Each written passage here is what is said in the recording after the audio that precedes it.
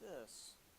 Oh, let me make sure that's streaming properly. Because I can never quite tell.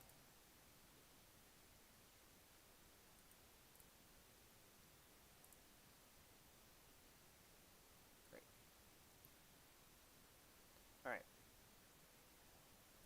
Alright. Any questions before we start? Alright. So, I believe we ended here. Based on, I checked the video. This is the last slide we had up. So towns had certain advantages to living on the countryside, although it was a bit more dangerous for various reasons. Not just fire, as we see here, but also, the plague. Also, you get shanked. It was rough. But if you were going to go to a city to try to make money, you didn't want to be a dock laborer. You wanted to be an artisan. So, artisans were still technically members of the Third Estate. They were still technically, bottom of the barrel, had no real rights in the overall scheme of things. But within their own society, they did have their own hierarchy, which was the guild, which, again, if you were here last semester, we talked about that, which it's its own thing. It's where we get a lot of various systems today, including the university, actually. Set prices on goods, monopolize production of said goods. While it did stifle any kind of competition, so if you wanted to go into a town to, say, make shoes, you wanted to make sure you went in and worked with the cobbler guild in that town, because if you went in to try to make your own little shoe shop, they would break your legs. You didn't try to do your own thing.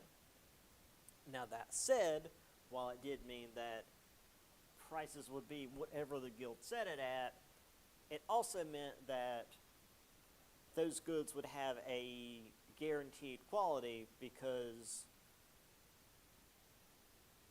well, that's just how the guilds work, for one. But if they weren't up to an exacting quality, you would get kicked out of the guild.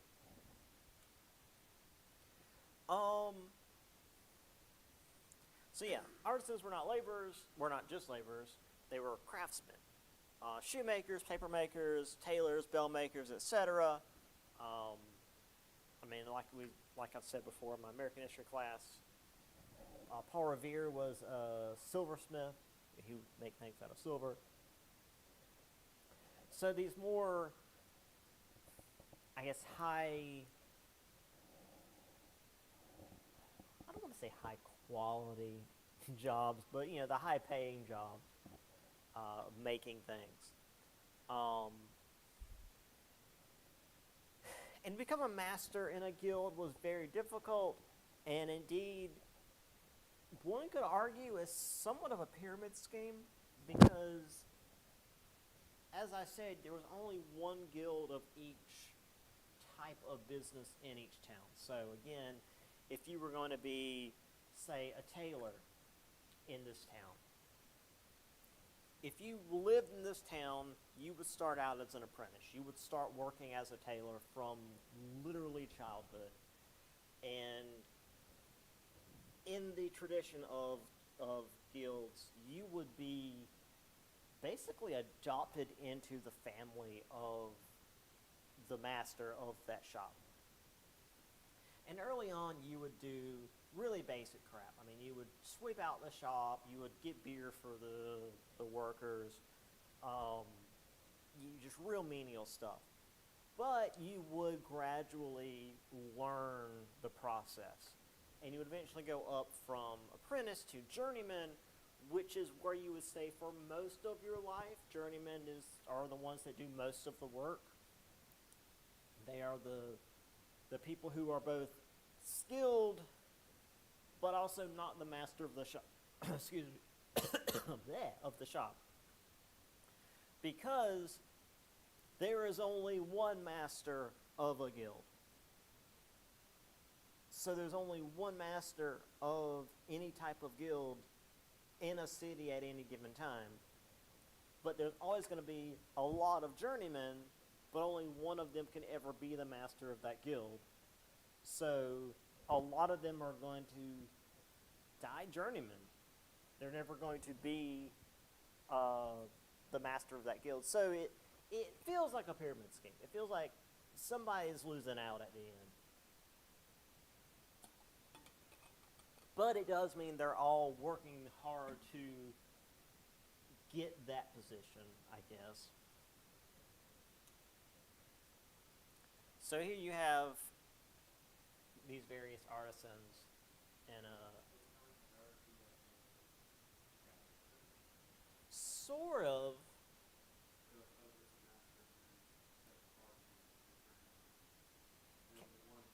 Only one can become the top, except rather than having like authority, you make a lot of money. not that the Catholic Church doesn't, but I mean this is business. It's a bit more cutthroat than, because I mean, like, if you're the Pope, you got that's a lot of work. That's a lot of crap you got to do. Like, I don't know. I feel like Cardinal's probably a pretty cushy job. I mean, I feel like there's a lot of positions lower than that. Yeah, true.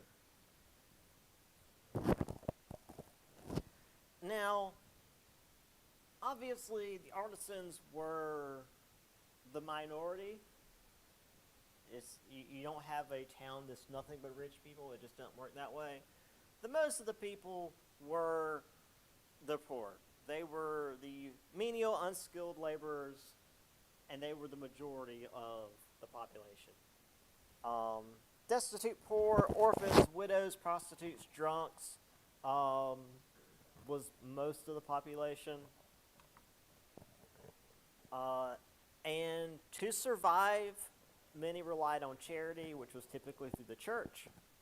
Although a number of Dutch cities did set up workhouses so that they could prove themselves as productive members of society, which helped to some degree. Like, they would come in these workhouses, they could come in and like stay, have a place to sleep, have food, and they would be given a job to do.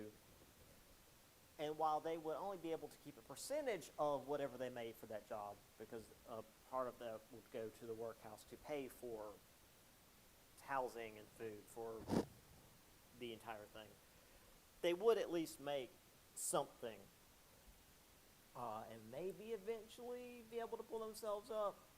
It was a real gradual thing,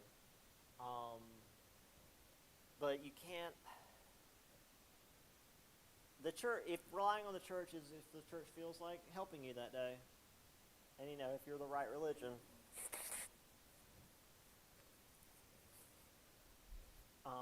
Britain also really liked workhouses, especially in Ireland, particularly during the potato famine when people were starving and too weak to actually work, so they just let them die in the streets rather than actually help them. But hey, we'll get to that later.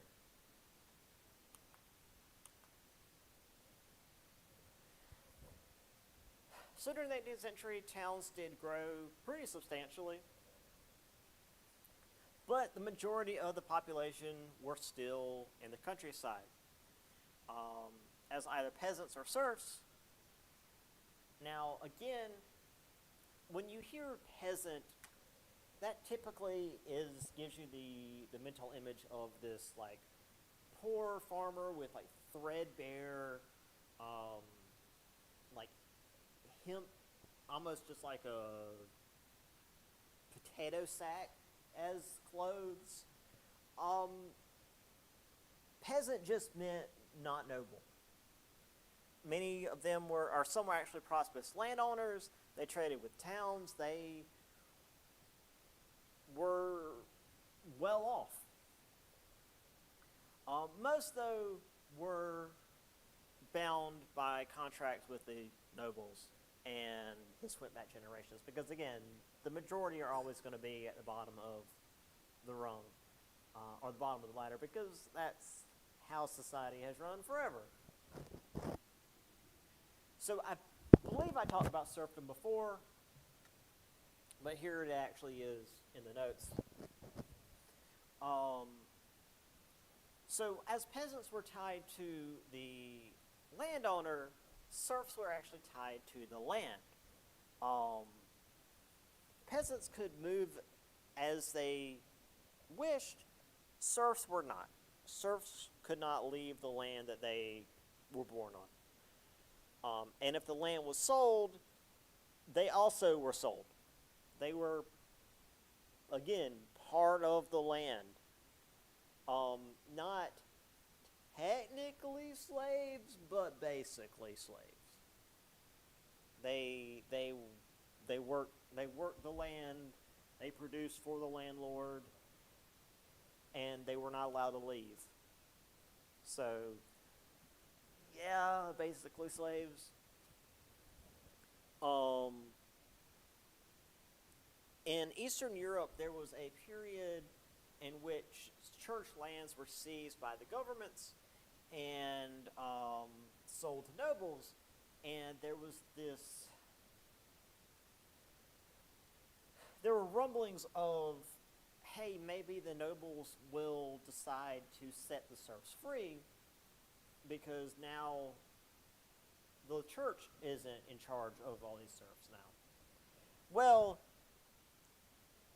the nobles decided to double down on it and reinforced serfdom in Eastern Europe, and just wanted to make sure the serfs knew where things were. We'll get into that, well, here. Yeah, the response was not too happy.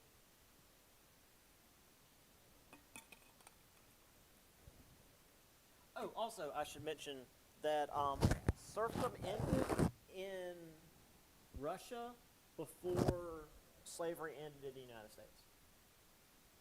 Russia ended what was basically slavery over there before we had a war over it here. So, Russia was ahead for one thing.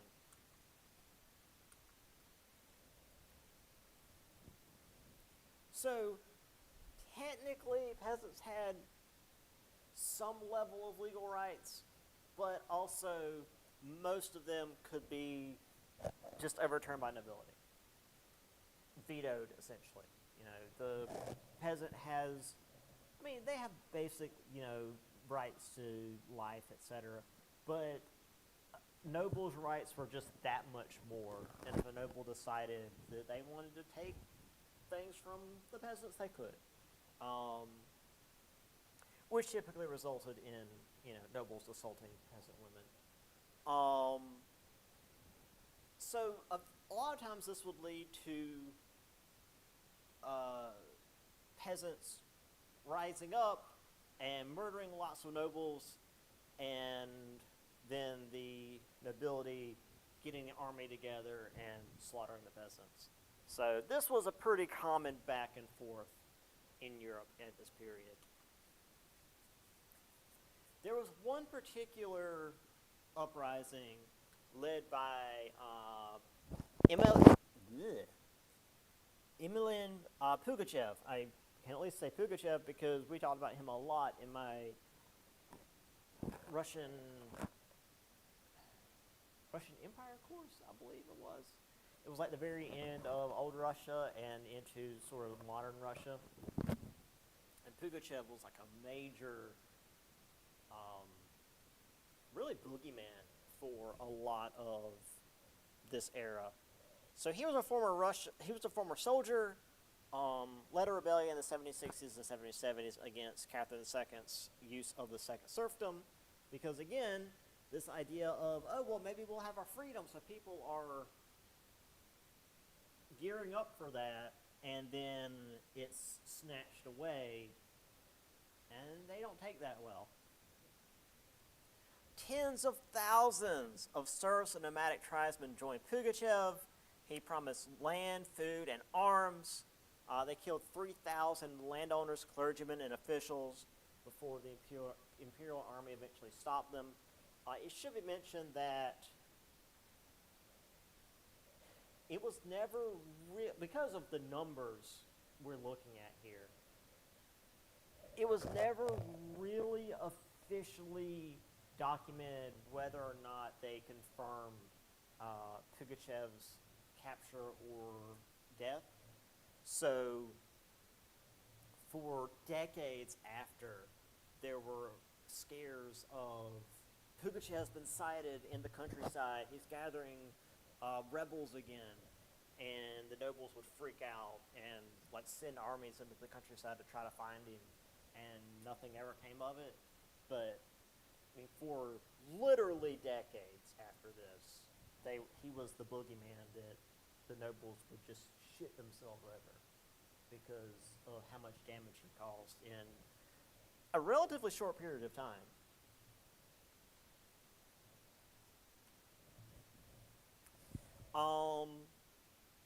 Most of these revolts typically happen because food prices went up, and peasants, for the most part, were barely able to survive on the prices that existed at the time. So when food prices went up, people were starving. And when you're starving, you're willing to do about anything. Especially when you have children at home that are starving. However, rather than rising up and burning towns and roasting nobles, which, you know, have your fun, a lot of times the most effective resistance would be just pretending that they had not heard of these new rules or laws. And when you've got, say, 200-300 peasants surrounding your store saying that they hadn't heard that the bread prices have gone up, are you sure? You really should check. Yeah, the bread prices probably should be back where they were. It's pretty easy to apply that pressure. Now, granted, this usually wouldn't last too terribly long, but at least in the short term, it would fix things for a little bit. Here is Pugachev in the, let's see, where is he at? Right here. This is a noble estate that they ransacked, and they're preparing gallows because they've used up all the trees, so they've got to build gallows to hang more of the nobles. Obviously, the ones that fought back are already dead. Yeah, he put quite a few to the sword.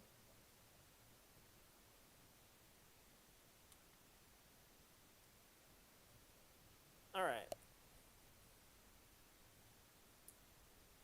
Let's see.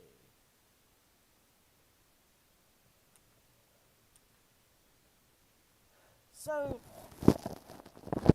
with all of this happening,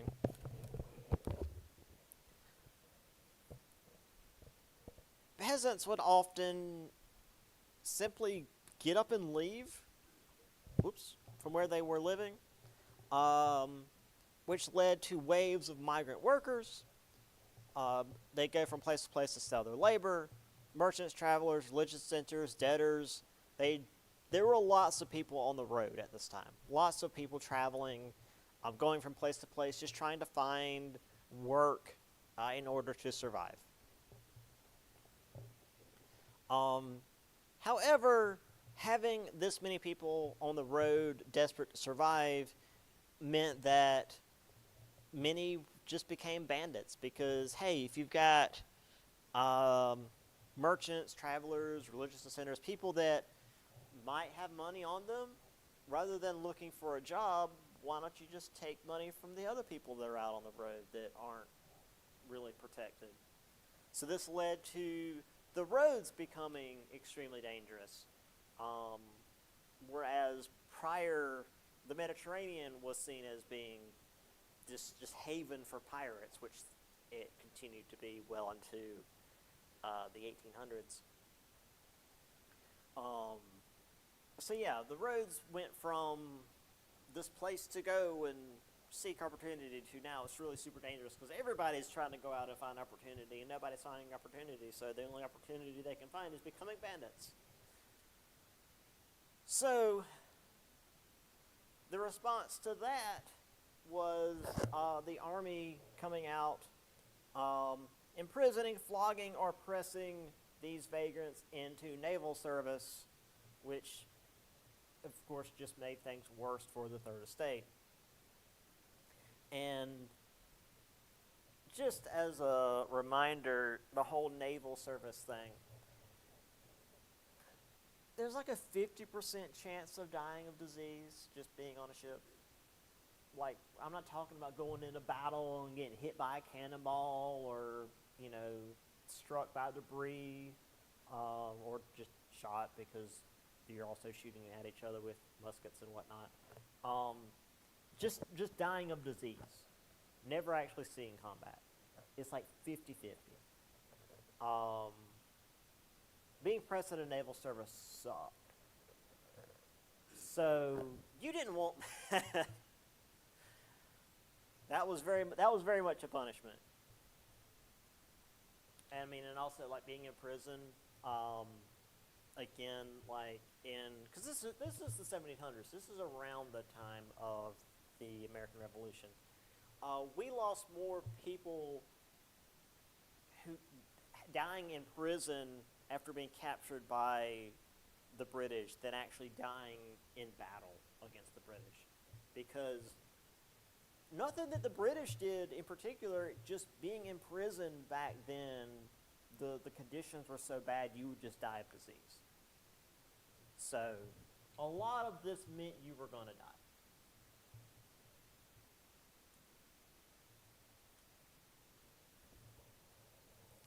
So, countryside stuff. Small, large population countries, so Dutch Republic and England, basically not a lot of land, but a lot of people. They need to figure out a way to not starve. To combat soil exhaustion, land shortage. In England, we had the Enclosure Acts. Wealthy landowners enclosed formerly common land to keep grazing animals out of their crops, which, that makes sense. I was actually just talking about this in the last class with my American history class. I'm trying to adjust this so I don't keep losing it. Where, like in the Old West, it used to be when you were grazing cattle, you just let them out to graze as you saw fit, and they would just go wherever, and hopefully would come back. That's why you would brand them so you knew which cows were yours. And the areas that were fenced in will be the land that you wanted to keep the cows out of, as opposed to today where you fence in acres of land to keep the cows in, largely because roads. You don't want cows wandering into a road and getting hit by a car. So in England, this sort of thing was being done because cattle were like wandering into people's crops and eating crops, because that's what cows do. Early industrialization, proto-industrialization. This is before the Industrial Revolution, but it's showing how early on England and the Netherlands were getting involved in this. these small luxury goods, buttons, saucepans, and I know it's like luxury good is a button, but like, yeah, it's not. You don't need it to survive, but it's good to have. Um, so they were being not mass produced, because that's a different definition, but being made in large number,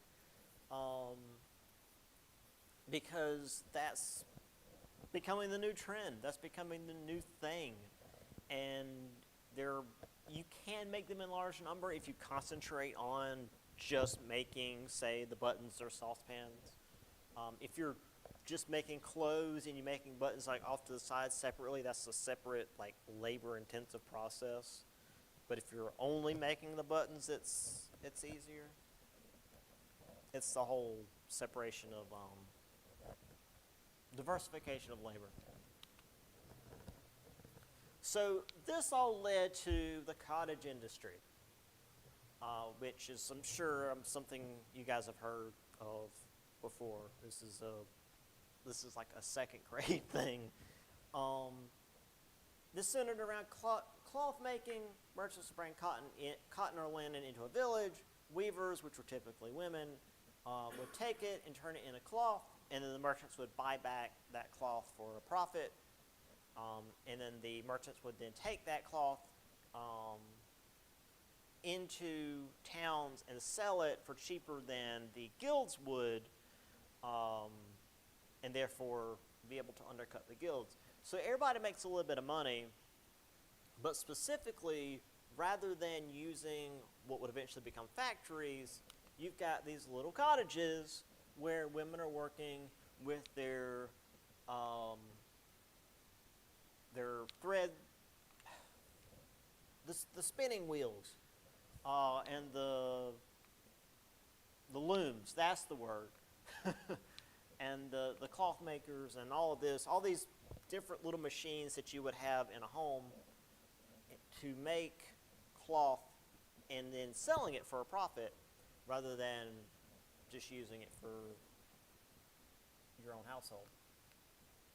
And then eventually this would get moved into the factories in large scale.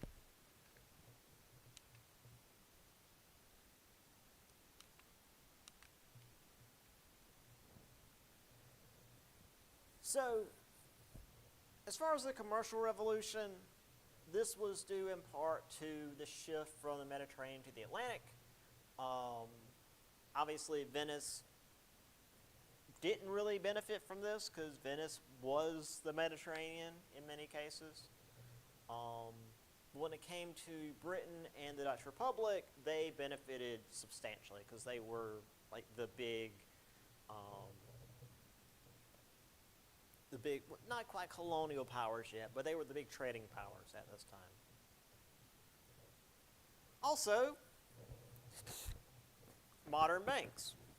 And I say modern banks because, again, the first banks were invented in the Italian city-states. I feel like it was Venice, which, again, were just like warehouses with locks on them for you to put your money because they had so much money they didn't have anywhere to put it.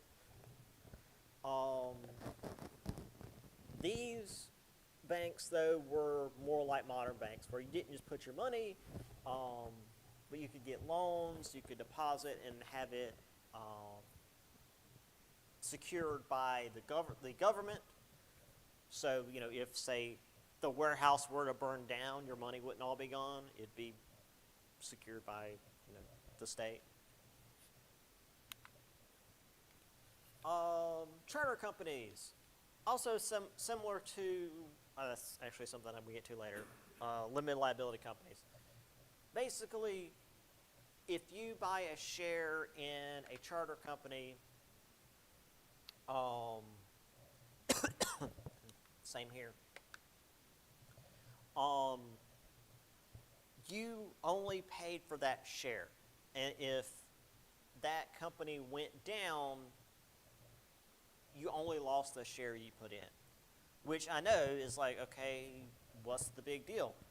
Before, if you invested money into a company and the company went under, they would come after you to get money to pay for the entire cost of the loss of the company. I mean, you and whoever else invested, but it would always be more than whatever you put in. But with these, the way these were chartered, which is, say, protected by the government, whatever the extra shortfall would be, the government would take care of it. So if you put $50, $500, $5,000 into, say, the English East India Company, which would be a good bet, you would only lose that much if they went under. But you would also only be able to get dividends off of that for however much money they made. It's stock market, because again, that's right down here, stock markets. Marine insurance, if the ships went down, because that was also still real common, so you could invest money without losing everything. So this meant that the common man was able to invest more in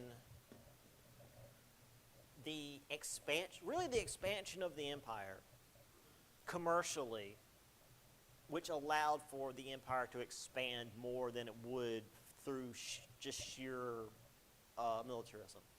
So Britain and the Netherlands could expand through trade, through sending ships around and getting trade posts and et cetera, and while obviously, again, the government still did put a lot of money into it, the average people came together and put money into it, because the average people wouldn't have to be worried about losing everything if it fell through. So it was a really good strategy, I'll say. Because while the government certainly was helping, they weren't putting forth the entire burden, but they did enough that the people would get involved, so the people also shouldered a lot of it. So it was the people and the government pushing forth the empire.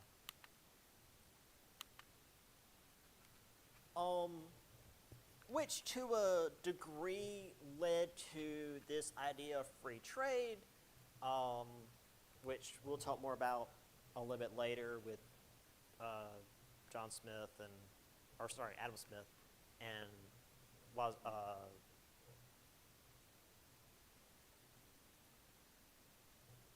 Wealth of Nations. But this whole capitalism thing, the old regimes did not like it. They didn't like the market doing what it wanted. So we have Jean-Baptiste Colbert, who was the Minister of Finance for Louis XIV. So in short, his idea that would become known as mercantilism, right up there, the title, the state needed to export more than it imported. It needed to sell more stuff than it bought. It needed to have more money coming in than going out. Great. How do we do that? The way to do that was through tariffs that would protect certain products that were being competed with by other nations. So for example, the example I always use is sugar, because everybody was competing with sugar. So England, it was in the Caribbean, but regardless. So England had sugar, France had sugar, Spain had sugar, whatever. So if you're a British colonist and there is a barrel of sugar you want to buy, and it's 50 British pounds, cool. And next to it is a French barrel of sugar, exact same size, and it's 40 British pounds. Well, clearly you're going to buy the one that's 10 pounds cheaper, because that's 10 pounds sterling. That's like $40 almost at this point. But with the tariffs, they put a tariff is a tax on an import, and then you would have to pay, say, 65 pounds for the French sugar instead of 50 for the British. So even though the French sugar is technically cheaper, you end up paying more for it. So then you would buy the British product instead. So the French product doesn't get bought. Therefore, Britain isn't giving France money, air quotes, giving France money, and Britain's making more money. That's what tariffs actually do, by the way, is it just raises costs on stuff that we're competing with other countries with. If we're not making the thing that we're putting tariffs on, it's just raising costs. But whatever. Anyway, also part of mercantilism was colonists could be told to create what home countries could not. So, for example, again, the American colonies, we made a lot of stuff for Britain that Britain couldn't make. I mean, and not just the American colonies, but Britain had a lot of colonies by this point. And they will produce different stuff just to feed into Britain, so that Britain wouldn't have to trade with outside nations. Also, certain taxes, alcohol, sugar, tobacco, etc., which just went straight into the coffers of the state. But also, when you're taxing things and, again, therefore making them more expensive, this often would result in people just smuggling them from outside this country. Because, again, if you're getting, say, it was always like a tiny tax. It was like a 2% tax on whiskey or something, which back then would result in like an extra penny or two. But anyway, and so they would like smuggle it from Canada, which at the time was French holding, so that they wouldn't have the tax. Like they would buy it from Canada and just like sneak it over the border.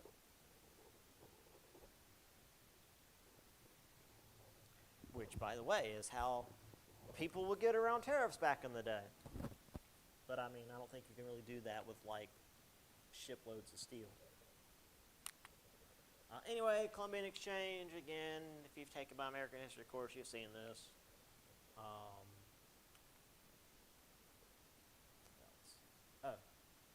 Speaking of smuggling, we've always had piracy. We've had piracy for as long as we've had boats. Again, if you had this class last semester, I am hitting the buttons.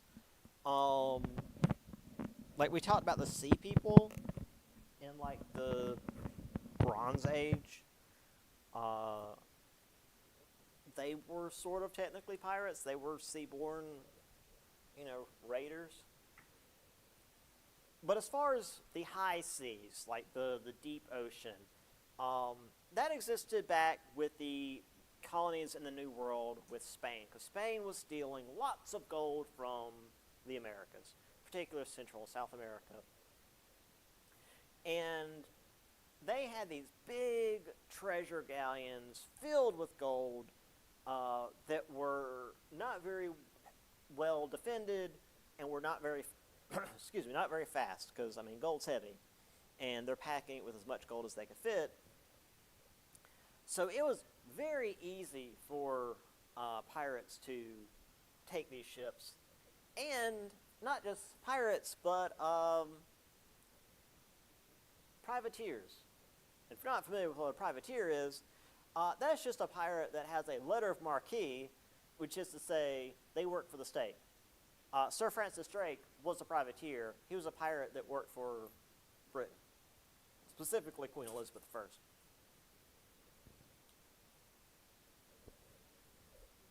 Oh, sorry.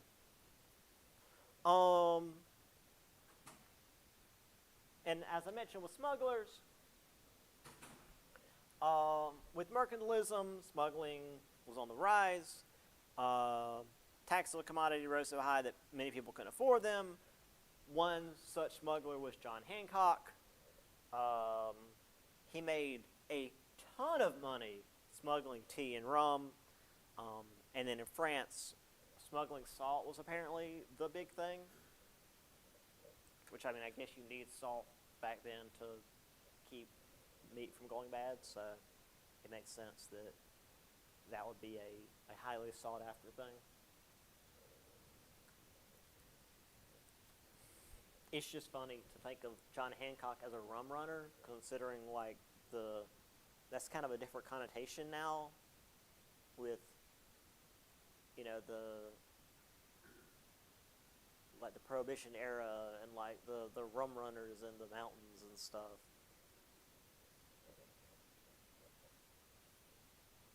Anyway, here's Blackbeard. I think this is actually Blackbeard's death. This is where he was killed, fighting. I think it was off the coast of North Carolina. And he was ambushed by a bunch of British after supposedly being given a pardon, because, you know, the British don't like keeping their promises.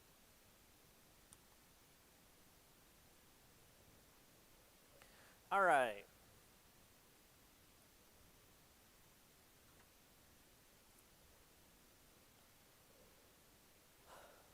Obviously, we can't talk about Atlantic trade without talking about the slave trade. Or at least the Atlantic slave trade. So this was initially used by the Spanish and Portuguese in the Canary Islands. This was a whole thing where both the Spanish and Portuguese were trying to take the Canary Islands, and there were native populations there who fought back really aggressively. They kept the Spanish and Portuguese out of there for decades. So by the time the Spanish and Portuguese did take the islands, they had pretty much wiped out the natives. So when they wanted to use the islands as basically plantations, they didn't have any native populations to enslave. They had killed them all. So they grabbed African servants and brought them over from, well, Africa, and made them work there. And when the Europeans got to the New World and started taking land there, and the natives there started dying in vast droves due to disease, the Europeans also realized, well, we can't enslave these people, they keep dying. Clearly nobody was specking in necromancy.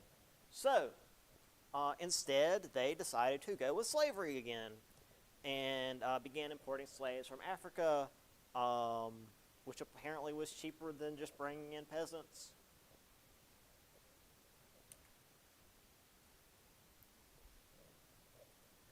So, the first European business to break into the slave trade was the Dutch West India Company in the 1630s.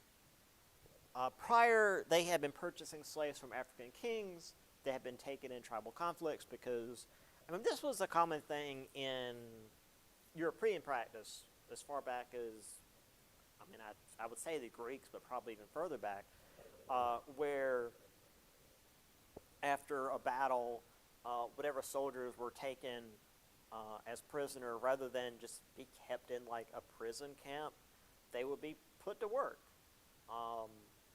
And eventually that became like a system of slavery where if you're captured in battle, you become a forced laborer.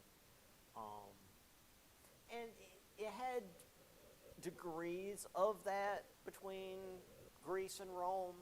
A lot of times Rome, when they would take areas like Greece, they would take slaves and make them like tutors and stuff. Like, you're technically a slave, but also we're going to put you to work like writing comedies and stuff for us because we're apparently really bad at that. So, you know. With this, though, it was obviously all labor. And who dares?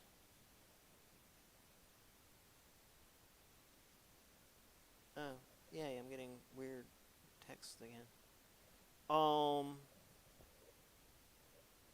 Yeah, so prior they had been buying slaves from kings after tribal battles.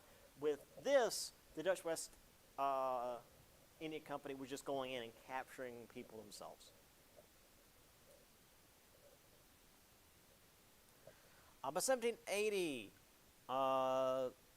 number of slaves being transported across the Atlantic was about 80,000 a year, due in part to the high mortality of the Middle Passage, which, again, as I had mentioned, with simply working aboard a ship in the Navy was extremely high. Also, due to how the ships were packed, which I'm pretty sure I mentioned, well, this was in my American history class. I talked about how the ships were packed like freaking corkwood, where they would pile the people in under, it says here, by means of platforms or shelves in the manner of galleries in a church. The slaves stowed on the shelves and below them have only a height of 2 feet 7 inches between the beams and far less under the beams. So they were stacked like inventory. And I always say when I get to this, it's like you don't, when you transport animals across the ocean, you don't do that. Like, you've got horses or cattle or even like pigs, they have to be able to stand up. They have to be able to at least stand next to each other, or they will freak out, have a stampede in a short, small area, and to take a quote from Firefly, it's more like a meat grinder than a stampede when it's in a small area. But apparently they couldn't give humans that amount of dignity. They chained them up and stuffed them into shells. Besides the Middle Passage being extremely bad for one's health, also the sugar plantations in Brazil and the Caribbean would just work them to death. Again, I won't always get to this part, it's like not to say that, oh, well, American slavery wasn't that bad, because it didn't work them to death. It's just, it didn't work them to death. They were able to live long enough to, like, have children and increase the population, whereas in the Caribbean, and Brazil wasn't just sugar plantations, they also had like silver mines, which was even more deadly, where they died in such high numbers that they had to bring in more to replace them. They didn't have time to have children. So it was actually worse than the already horrendous conditions in the United States. So, taking a step back from that, let's talk about Europeans killing each other. Because that's a lot happier. So, throughout the Middle Ages, it had been a sort of an arms race of defenses versus siege techniques. And then gunpowder and cannons showed up in the West, and sieges were now, or castle walls now were just non-existent. Well,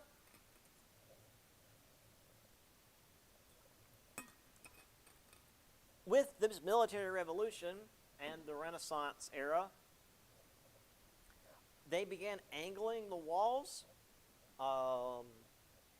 where cannonballs would sort of glance off the walls rather than just crash through them, and also defenders could hit attackers from the flank. So you could be flanked while you're attacking a castle.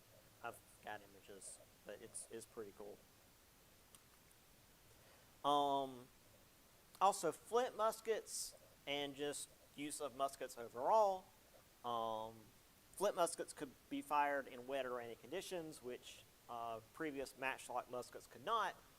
Flint muskets obviously use like a little piece of flint to cause a spark to light the gunpowder to shoot the musket, as opposed to what was like a fuse essentially that was constantly lit and just sat there and slowly burned, and then when you fired it, it went down and lit the powder. But if it was raining, your fuse would go out.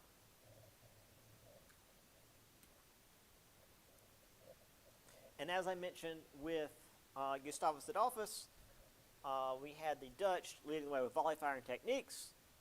Men would mass 10 deep, fire, then move back and reload as the next fired, and they just kept that going. And it was just a constant, steady stream of musket fire, which we didn't have rifled barrels yet. That was still too delicate a procedure for the muskets, so they were still really inaccurate. But when you have guys firing, yeah, you're just going to fire as many bullets as you can. So rather than firing a bunch of bullets and then waiting 5 minutes while everybody reloads, you fire a bunch of bullets, and then the next guys step up and fire, and the next guys step up and fire, and by the time the first guys are up again, they've reloaded. So it's just constant fire, which is... Yes. Yeah. Exactly, yeah. Yeah, that's what I said. Normally I'd say this in a class full, but it doesn't really work too well here. But yeah, you can aim for someone over here. You've got about the same chance of hitting them as you do the wall over there. Yeah.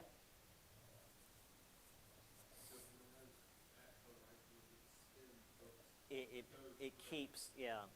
Which is why, like, for example, if you ever see like an arrow in slow motion, it really like wobbles, but that actually keeps it going the direction it's supposed to. It's weird. Physics is crazy. But yeah, it's rifling, and that was why actually the cannons in the Civil War were so scary, because they were rifled, because they were so much bigger. You could rifle those, and the cannons were scary accurate, and that caused a lot of deaths in the Civil War, because that was around the era that they started, like I said, rifling the cannons, and suddenly you were hitting what you were aiming at, instead of just sort of, I shoot in your general direction. Yeah.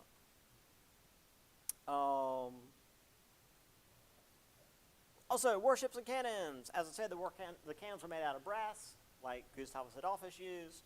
So they were lighter and more mobile. So, like I said, you could like bring your cannons up on a hilltop, fire them down into the enemy formation, and then hitch them up to your horses, and then move them to the next hilltop within 10, 15 minutes, and fire from another direction during the battle.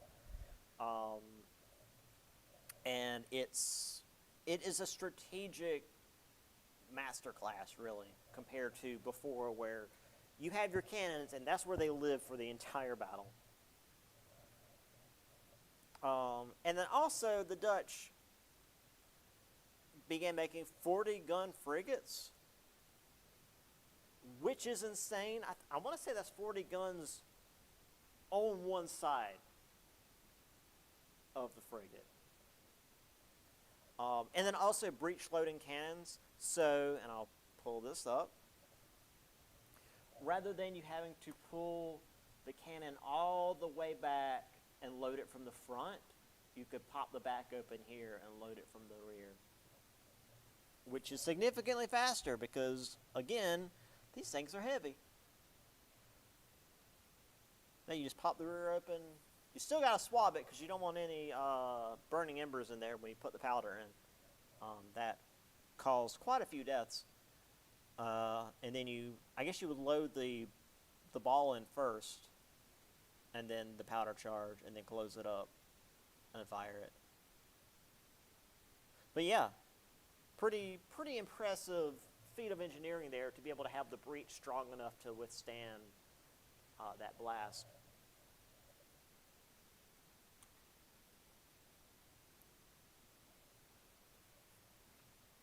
Another innovation. So as we mentioned before, prior, nobles were the ones who had the armies, and when you went to war, you would call the nobles together, and they'd bring their armies together, and you'd all gather up, and then eventually go to war. It took forever, but that was just the way of war. However, now war is just kind of an everyday thing. Everybody's just kind of always fighting. So we get the idea of the standing army, where there's always some kind of army ready. So after, so in the 16th century, the Spanish, French, and Austrians that were constantly fighting decided that they needed some kind of national army that was always prepared to go to war. And not just that, but also to have men always on station at garrisons on the borders between the states. Because, again, if you're not at war, you're getting prepared for the next one. Somebody's about to make a move. If you're not currently shooting your neighbor, you're reloading. And you're wondering if they're going to shoot first or if you're getting ready to shoot, or you're getting ready to shoot first. Well, somebody's going to shoot. Or it might be the guy across the street. Who knows?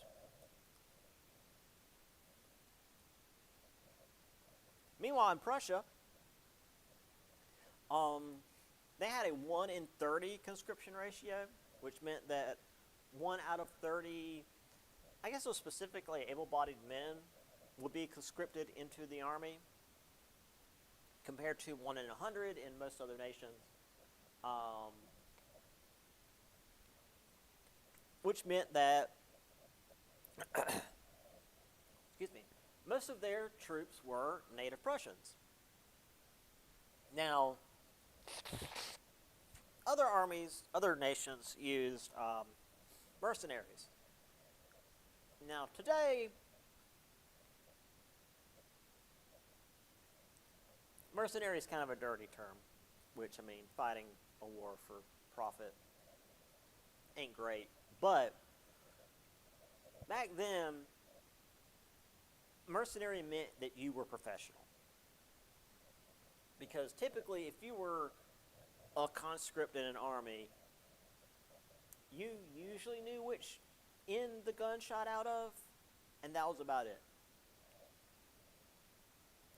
Mercenaries were really good at what they did, but they were only loyal to the paycheck.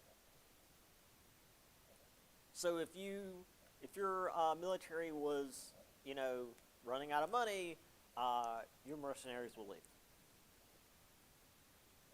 Also, if the battle was going poorly,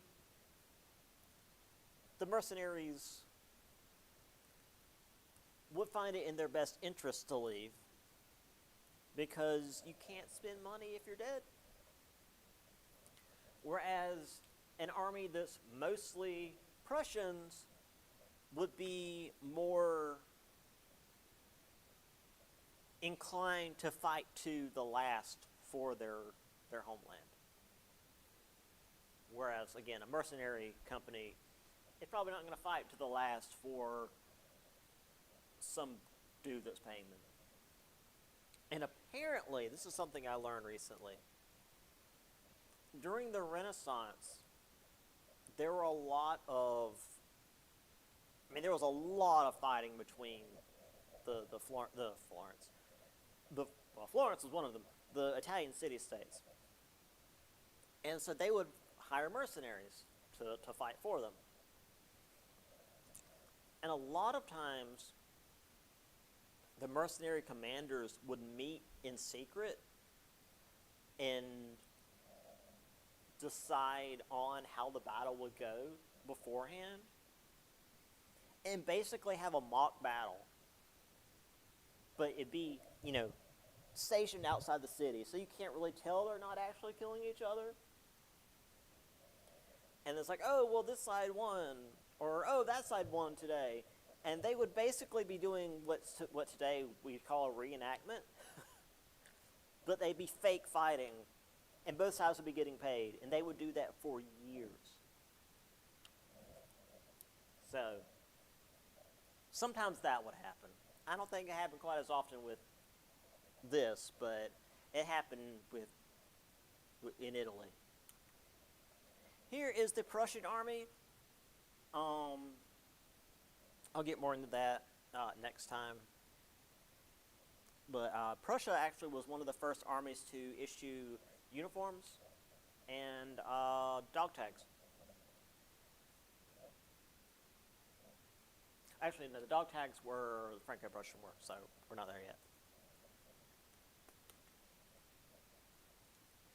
All right, one more, because I don't want to get into the 7 Years' War with a little bit of time we have left, because I want to have my whole freak out about that. We don't have time for that.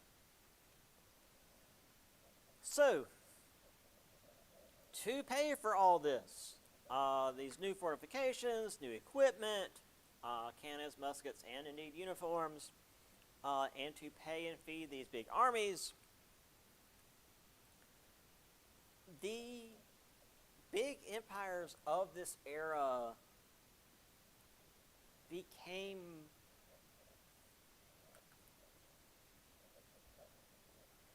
almost arms of the military, as opposed to the military being arms of the empire. Kind of like what we saw with Rome back, in the early Roman Empire. And basically, we have here, in so many words, a vicious cycle where the armies and navies will be used to acquire land trade outposts to increase the income of the nation, and then they would also be used to guard said land. But then money would need to be used to pay for that military to exist, to take the land and guard the land. So the military would then need to expand to take more land to make more money, to pay for the military, to take more land to make more money, to pay for the military. It was just this vicious cycle. And while for part of it, when it was like colonies, like say India, the Southeast Asia, the Americas, it was land that wasn't owned by other European powers. When it was Europe fighting Europe, like what we'll see next time,